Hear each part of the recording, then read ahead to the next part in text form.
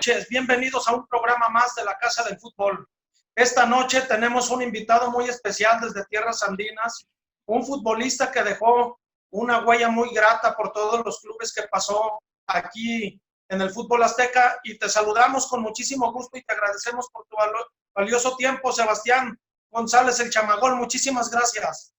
Muchas gracias a ustedes por la invitación, un placer el poder estar un rato hablando con ustedes a la distancia, ¿cierto? Desde Chile para México, así es que feliz de estar compartiendo con ustedes.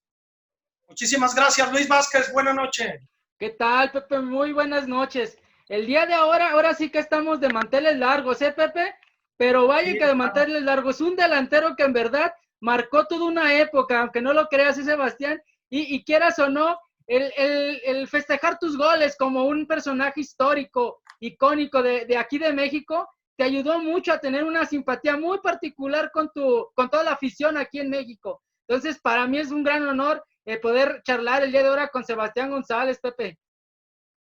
Muchas gracias. Sebastián, platícanos un poco, por favor, ¿en qué momento de tu vida te das cuenta que quieres dejar de practicar el fútbol de manera amateur y enfocar tus energías en convertirte en futbolista profesional? ¿Tuviste el apoyo de algún profesor, de tu familia? ¿Y en qué momento dices, quiero encauzar mis energías para jugar fútbol profesional? A ver, mi transición de jugar en las categorías menores en un campeonato amateur, en este caso yo jugaba por el Club Manuel Montt, que quedaba al frente de mi casa, fue muy esporádico porque yo llegué, y me siento privilegiado también de poder decirlo, a los 12 años a Colo-Colo, es decir, pasé por todas las categorías inferiores, por todas las fuerzas básicas, como se dice en México, y fui quemando etapas de lo que significa formarse para después, claro, cumplir el anhelo, el sueño de un futbolista, de terminar debutando, jugando, siendo campeón, goleador, en el equipo donde tú te formaste y además el equipo al cual yo era hincha, como es Colo-Colo. Así es que la verdad es que fue muy, muy corto ese proceso, pero recuerdo que el entorno familiar me cuidaba mucho de que no jugara tanto ahí, porque yo de repente, claro, uno es joven, quiere estar con los amigos, y me pasaba que de repente me pasaba de un partido de las divisiones menores de Colo-Colo a jugar al otro día al barrio con mis amigos y en cancha de tierra. Entonces, sin duda que te ayuda mucho, pero a la vez creo que fue importante que en ese momento también mi familia, sobre todo mi mamá, que era mi más cercana guía en ese momento, no me diera permiso, no me permitiera más que todo que yo me enfocara en lo que era estar en Colo-Colo. Entonces, obviamente que el cambio es radical, es totalmente distinto, porque ya te di un ejemplo, que en el barrio uno juega en cancha de tierra y ya en las divisiones menores uno está acostumbrado ya a jugar en cancha de pasto. Claro. Claro. Adelante, Luis. Cuando llegas a Colo-Colo, bueno, tú llegas desde los 12 años, Sebastián. ¿Quién es el que te debuta en primera división? ¿Qué director técnico te debuta en primera división en Colo-Colo? Mira, mi debut se dio de forma súper anecdótica, porque prácticamente todas las categorías menores yo jugaba de volante, jugaba de 8, de volante por derecha, muchas veces de enganche, porque en ese momento se empezaba a utilizar mucho el enganche. Eh, y en la última etapa de juvenil, cuando ya te quedan 2 años prácticamente para saber si te mandan a préstamo o subes al primer equipo, se lesionan todos los delanteros de esa categoría, y fuimos a un campeonato y bueno, el profe me dice, ¿sabes qué? Tú siempre de la posición de enganche, llegas, haces goles, ¿por qué no esto es jugar un poquito más adelante? Me dice, metido más en el área, ¿por qué no juegas tú de delantero? Y bueno, siempre con la actitud positiva y siempre con tratar de jugar, de hacer las cosas bien, empecé a jugar de delantero, y después de ese campeonato que fui goleador, volví a jugar al campeonato y de delantero, y terminé siendo el titular y goleador ese año del fútbol nacional de esa categoría. Y por esa razón, Gustavo Benítez, Colo-Colo venía de ser bicampeón del fútbol chileno y estaba peleando el título para ser tricampeón en un plantel plagado de jugadores importantes, de jugadores de edad, que también por el desgaste que ya venían de prácticamente 2 años, que en ese tiempo se jugaba el campeonato largo en Chile, bueno, ahora volvió a jugarse el campeonato largo, pero era bastante desgastante. Y ahí se empiezan a lesionar los jugadores de más edad, y claro, Gustavo Benítez dice, a ver, tengo que echar mano a las divisiones menores, ¿quién es el goleador de la categoría? Bueno, era mi caso, ahí subí, debuté el año 98 en los partidos importantes, al final del campeonato, fuimos campeones, y de ahí no salí más, pues de ahí ya me mantuve hasta que ya a los 4 años más o menos de jugar en Colo-Colo profesionalmente me fui a México. Claro, Sebastián, tú lograste algo que todo atleta de alto rendimiento siempre sueña, que es asistir a unos Juegos Olímpicos. Además te toca asistir a unos Juegos Olímpicos muy característicos y muy diferentes a los demás porque se llevan a cabo en Oceanía. Y además logran la medalla de bronce para Chile. ¿Cómo fue para ti esa experiencia, Sebastián? Bueno, inolvidable, hasta el día de hoy el recuerdo sigue intacto porque no hemos tenido la oportunidad como país nuevamente de ir a unos Juegos Olímpicos y por consiguiente de lograr una medalla. Y haber conseguido una medalla ha sido algo gratificante desde la experiencia, por la edad que teníamos. Si bien es cierto, más allá de la alegría que te ocasiona conseguir una medalla olímpica, nos quedó la espinita, la verdad, bastante clavada con respecto a que nosotros, yo creo, y todos coincidimos, los que vieron esas selecciones en esos Juegos Olímpicos, que merecían la de oro. Nos caímos en 5 minutos con Camerún y terminamos quedándonos sin esa posibilidad de disputar la de oro. De hecho, la final la jugó Camerún con España y nosotros España en la fase regular habíamos ganado 5-1. Y creo que podíamos haber marcado una diferencia también en la final contra ellos, entonces nos quedamos con esa espinita y también quizá la espinita con el tiempo de que esa generación después no pudo ir a un mundial tampoco. Después sufrimos 2 fracasos, que era Corea y Japón y Alemania, y creo que eso es algo que nos va a quedar marcado porque ya cuando logras algo importante a esa edad, lo esencial es que se pueda mantener por lo menos una columna vertebral de esa selección o la gran mayoría, más allá de que individualmente todos jugaron fuera, mucho en Europa, casi todo en el extranjero, no pudimos ratificarlo, ese triunfo, ese logro olímpico con haber después, esa misma generación haber ido a un mundial. Claro, claro. Adelante, Luis. Sí, después de Colo-Colo, Sebastián, pasas al fútbol mexicano aquí a Atlante. Sí, ese Atlante que jugaba en el Azteca, muy de barrio, es un equipo de barrio, el Atlante totalmente, histórico. ¿Cómo es tu llegada al Atlante, Sebastián? A ver, mi llegada a México se da, por suerte, lo digo siempre, en ese momento Juan Carlos Vera, cierto ídolo de Puma, estaba entrando en la faceta de representación. En ese tiempo no existía mucho la representación, no había mucha posibilidad de que algún representante te llevara al fútbol extranjero en este caso, pero justo coincide que yo salgo goleador del fútbol chileno. En ese campeonato Juan Carlos había viajado a México y bueno, tengo la posibilidad en este caso de irme a México por gestión de él.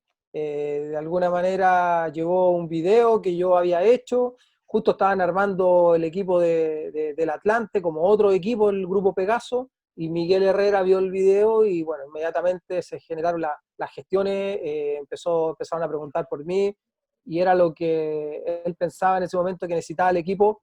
Era la pieza que le faltaba quizás para lo que él quería hacer con ese Atlante y bueno, ahí surge la posibilidad de irme con opción a compra, porque yo siempre lo digo, todos piensan que el Atlante inmediatamente me compró, pero no, incluso siendo el goleador del fútbol chileno, a mí me llevaron a México, el Atlante en este caso, a préstamo, con opción a compra. Entonces tuve que ir a demostrar nuevamente, no había nada seguro. Y bueno, el primer torneo hice 13 goles y ahí inmediatamente ya me compraron. Una pregunta, Sebastián. Desde pequeñito se observaban programas de televisión mexicana en tu país, por eso tu afición por Chespirito. Sí, por supuesto, toda la vida. Hasta el día de hoy, ¿ah?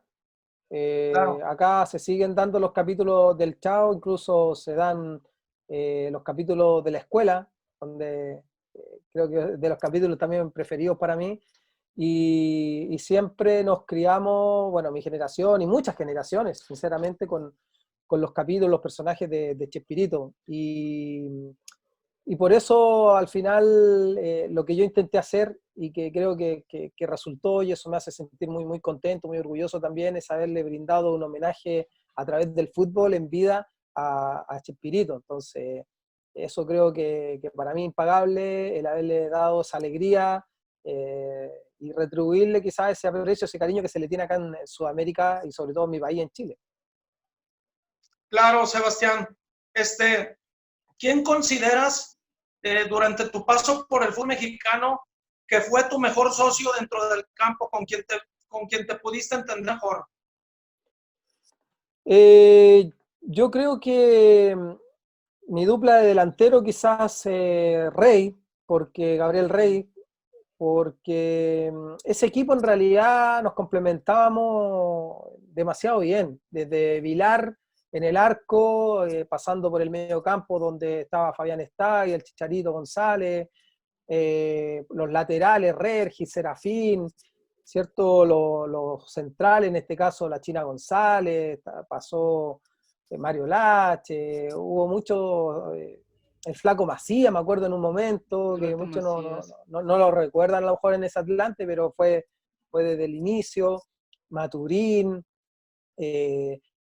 plagado de jóvenes, sí, ese equipo era muy joven. La China González y Fabián eran quizás los que más Los nos hacían grandes. elevar la edad, pero el resto eran los jugadores que habían subido al primer equipo, que venían de Zitácuaro, que venían de equipos filiales del Atlante, de otras categorías, y yo creo, porque más, o sea, yo en el Atlante no comencé jugando con Gabriel Rey en delantera, jugué con el paraguayo Paredes, y después llega Gabriel Rey, y bueno, la dupla ahí era, el entendimiento era tremendo porque él era otras características las mías, totalmente, y yo muchas veces aprovechaba su característica, su técnica, su potencial, arrastraba el balón siempre, llegaba él al área muchas veces a rematar, pero el que terminaba finiquitando era yo, por el instinto, por estar ahí, por conocer también a mis compañeros, porque así muchas veces terminé haciendo los goles, porque no, tampoco, por ejemplo, en Colo-Colo yo tenía habilitadores, los números 10, siempre tuve números 10, pero el Atlante en ese momento jugaba de forma distinta, más allá que tenía a Pachequito, por ejemplo, a Garay en un Pacheco. momento, pero, pero después cuando me voy a Tigre, recién volví a jugar con ese 10 más clásico que era Gaitán. Sí, claro. Sin duda Sí, alguna, adelante, Luis. sin duda alguna, Sebastián, las temporadas que tuviste en el Atlante, yo creo que son muy recordadas porque llegaste a tener mucha empatía, como te lo comenté. Y eso hizo que se fijaran otros clubes más para poder ir a jugar. Juegas en Tigres, juegas en Tecos, que yo creo que en la primera creo que son los únicos dos equipos con los que juegas. En el León juegas en el ascenso, según yo. Sí. ¿Sí? Pero yo creo que las temporadas que tuviste con el Atlante te dejan mucho, mucho, mucho crecimiento y mucho campo laboral, ahora sí. Es que la etapa en Atlante fue muy linda y fue muy también contundente, si lo llevamos a los goles. O sea, eso generó también que incluso estando en el Atlante, porque esas temporadas en Nesa fueron maravillosas. O sea, la cantidad de goles que marcaba. En un partido tuve la oportunidad de hacer 5 goles a Jaguares, algo que también queda marcada como récord en el fútbol mexicano. Pero más allá de eso, el entendimiento táctico y colectivo que tenía ese equipo y que a mí me adaptaba a mis características, porque yo venía a jugar de muchos años en Colo-Colo a través de esa forma, de ser un equipo que va hacia el frente, un equipo que quizás no maneja tanto la posesión del balón, sino que es un equipo mucho más encarador, mucho más frontal, que llega con mucha gente al área, y eso a mí el haber llegado al Atlante con esa forma de jugar, de esa forma de pensar por parte de Miguel Herrera, por ejemplo, me simplificó mucho las cosas. Entonces, 13 goles en el primer torneo, 16 en el otro, y así. Quizás si lo llevamos al presente, no hubiese estado los años que estuve en el Atlante, alcanzé a estar casi 3 años y medio, cerca de los 4, pero hoy día cualquier jugador que te puede hacer 8, 9 o 10 goles en un torneo ya pasa a un equipo mayor y con contratos que a veces uno tampoco se explica, pero es la mediatez de cómo también va evolucionando el fútbol y el mercado. Pero en ese sentido, Atlante, claro, fue lo que me marcó. Después pasó a Tigre y Tigre tenía otra forma de jugar, otra idiosincrasia. Me costó adaptarme en el inicio, después le agarré la mano, pero vinieron cambios dirigenciales y de ahí me empecé a ir a préstamo, más allá de tener contrato vigente con el club felino. Pasé a Veracruz. Donde creo que era en ese momento mi peor campaña o mi peor torneo, ya que yo venía precedido de estar, como te dije, toda una vida en Colo-Colo, 4 años jugando como profesional, después pasar a estar casi 4 años más en Atlanta. O sea, estaba hablando de 8, 9 años en 2 equipos, y pasar en un año a jugar en 3 equipos.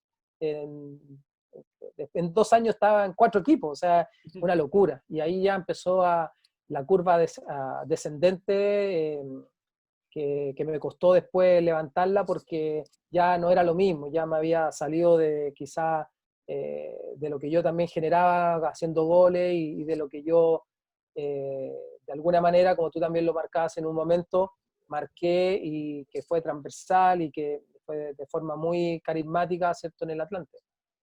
Claro. Perfecto. Te vamos a invitar a hacer una dinámica, Sebastián.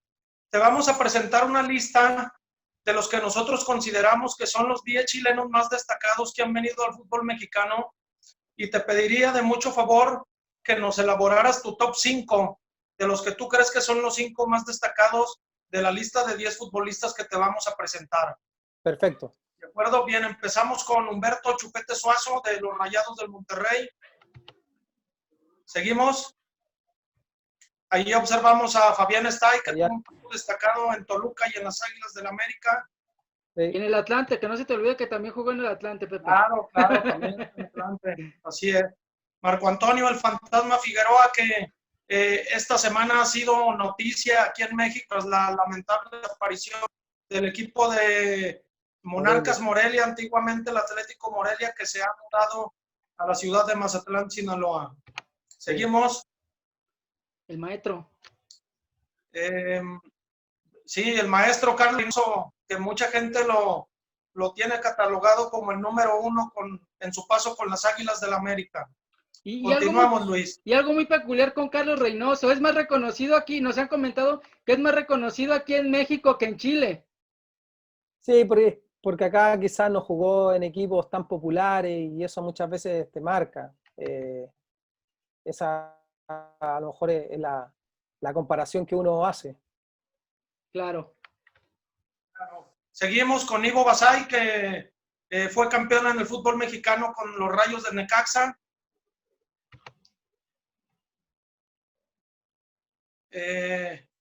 Ahí está, señor Sebastián Gale, Chamagol.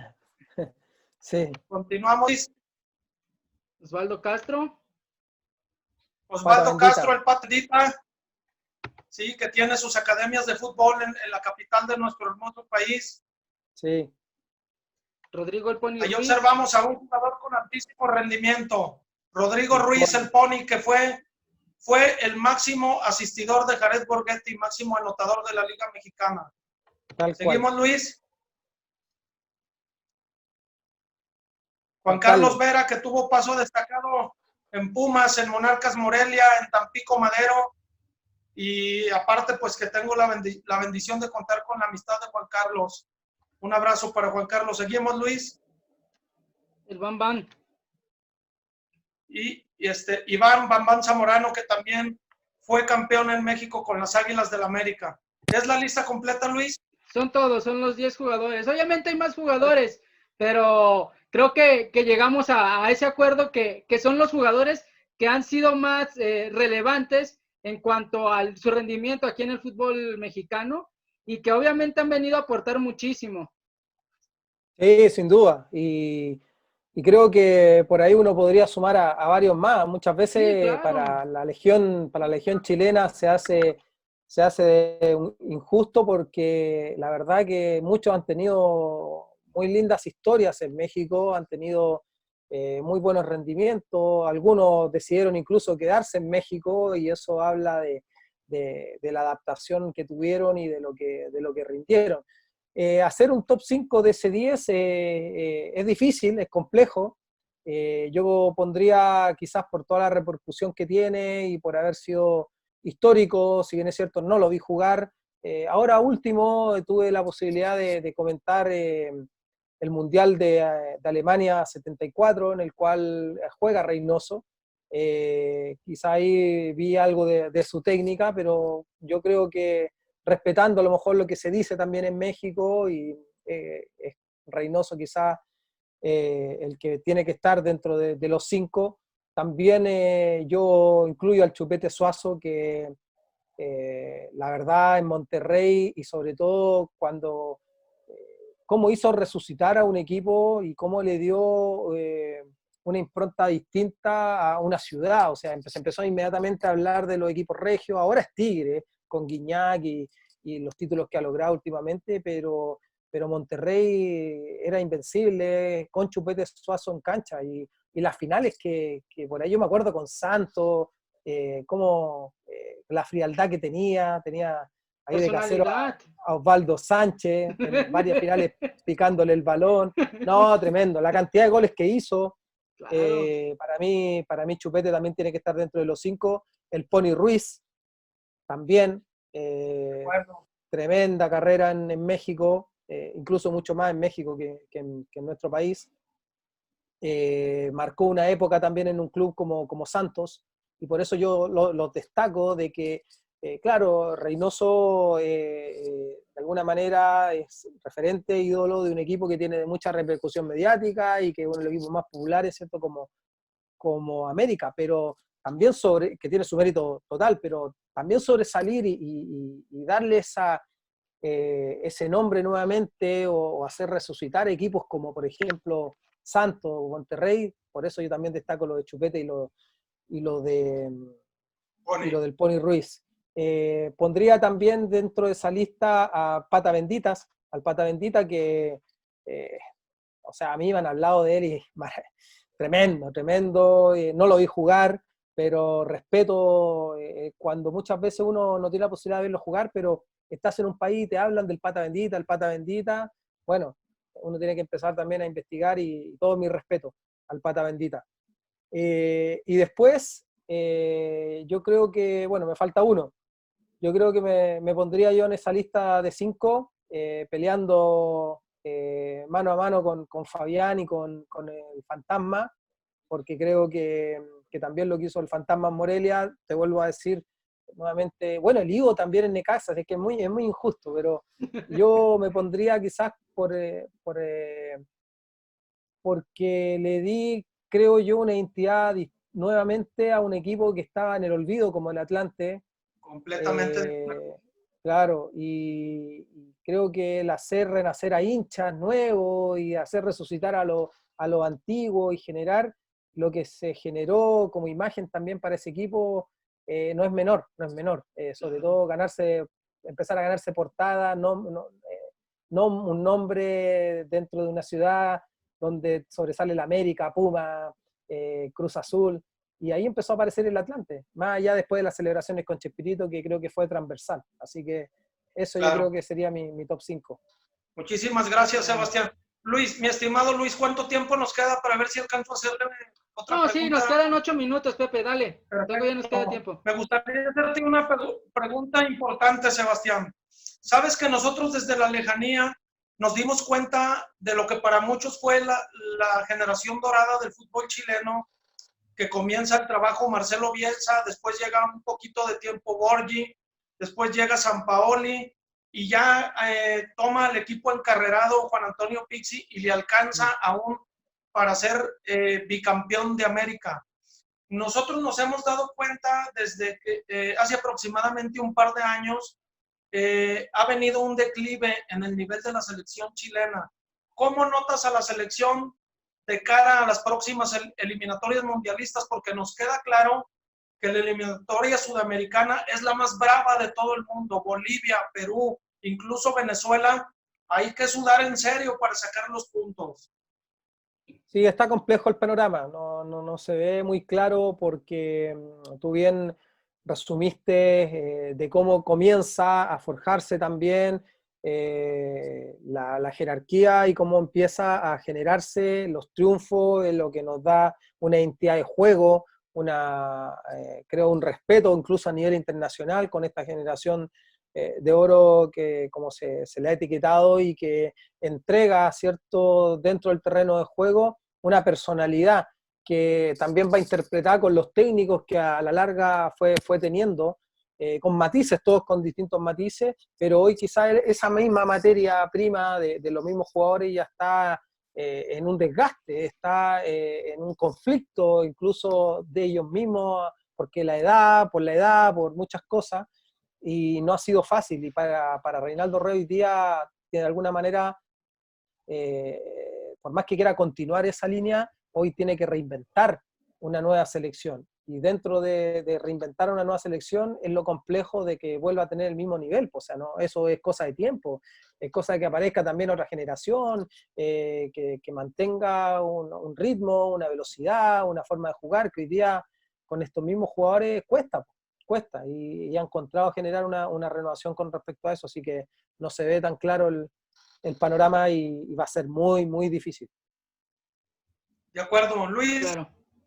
No, mira, yo sí te quería preguntar algo más, Sebastián. Mira, tú aquí dentro del fútbol mexicano dejaste huella, sí dejaste huella. Tú jugaste aquí en los Tecos, ¿jugaste una temporada en Tecos? Una temporada y alcancé a hacer como 7 u 8 goles. Incluso 7, 8 goles goles importantes para que no bajara ese torneo al descenso. Claro. Es lo que te quería comentar. Tú sabes que como en Atlante tú a lo mejor lo viviste, es que está más acaparado por equipos como Cruz Azul, América. Aquí en Guadalajara, pues obviamente está acaparado por equipos como Chivas y Atlas. Claro.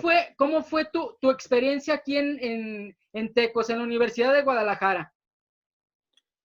A ver, estuve en un muy buen grupo, me aceptaron muy bien, sin duda que la presión también es distinta a lo mejor a jugar en el Volcán, a lo que yo venía, un Colo-Colo, incluso en el mismo Atlante, era diferente, pero está la presión de que me toca convivir y que era mi primera vez con el descenso.